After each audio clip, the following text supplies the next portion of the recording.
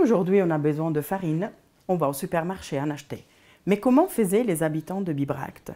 Aujourd'hui, nous sommes avec Luc. Bonjour Luc. Bonjour Chiara. Luc, tu es spécialiste de l'étude des meules. Oui. Alors, tu peux nous expliquer qu'est-ce que sont ces deux objets? Alors, ces deux objets sont des meules, et ces deux objets constituent un moulin. Le moulin est composé d'une meule inférieure, la méta, et d'une meule supérieure, le catillus.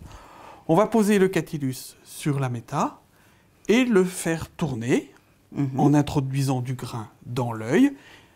Et donc pour le faire tourner, on a une perforation sur le flanc. Oui. On y met un manche en bois et tu fais un simple mouvement rotatif. Alors, quand on fait tourner deux objets en pierre l'un sur l'autre, ils vont s'user. On voit par exemple que celle-ci a été cassée ici. Ah oui. Quant à celle-ci, c'est à ce niveau-là, au niveau de la perforation latérale, qu'elle a été cassée, parce qu'avec l'usure, petit à petit, la meule est devenue plus fine et elle s'est brisée au niveau de la perforation latérale. Donc on en a aménagé une deuxième ici pour prolonger la durée de vie de cet objet et pouvoir l'utiliser longtemps. Parce que c'est des objets qui demandent quand même pas mal de travail pour être réalisés. Et donc on s'en sert le plus longtemps possible. Voilà. Et quand tu vas étudier ces objets, tu regardes aussi la nature de la roche.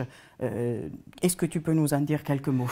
Eh bien là, c'est bien parce qu'on a différents exemples. Cette meule-là, elle est en granit. C'est un granit rose que l'on connaît dans la région, juste au pied du mont Beuvray, à 3-4 km. C'est une roche locale.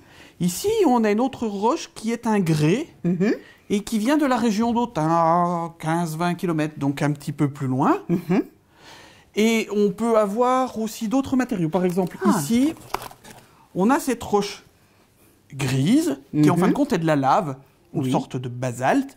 Alors, on n'en a pas dans la région. Donc, pour savoir d'où ça vient, tu vois, ici, on a fait un trou, on a fait une carotte, on a enlevé un petit bout de la roche, on l'a analysé, on a fait une analyse chimique, et ça nous a dit que c'était une roche qui venait du Massif central. Dernier exemple,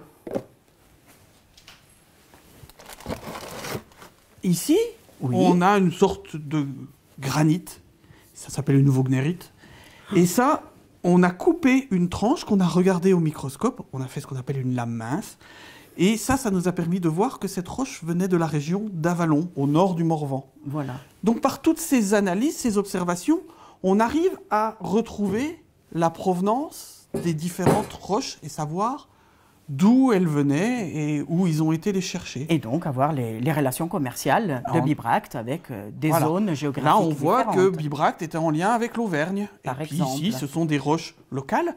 Voilà. Et pour les roches locales, on a fait un programme de recherche où on a travaillé, on a trouvé les carrières. Et dans les carrières, on va trouver les ébauches abandonnées en cours de fabrication. Voilà, super. Et donc, c'est des objets que toutes les familles des habitants de York, tous les habitants de Bibracte possédaient des meules.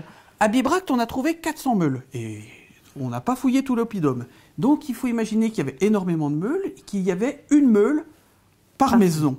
Et la meule est un outil féminin. C'est la femme qui, tous les matins, faisait la farine. On est sûr, hein?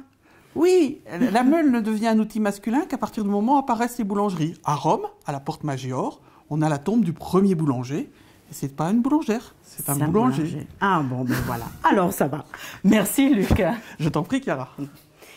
Essayez comme Luc quand vous regardez dans le musée, si vous trouvez sur les meules des traces d'usure, cela vous prouvera que ces outils ont été vraiment utilisés par quelqu'un. Et la suite au prochain épisode.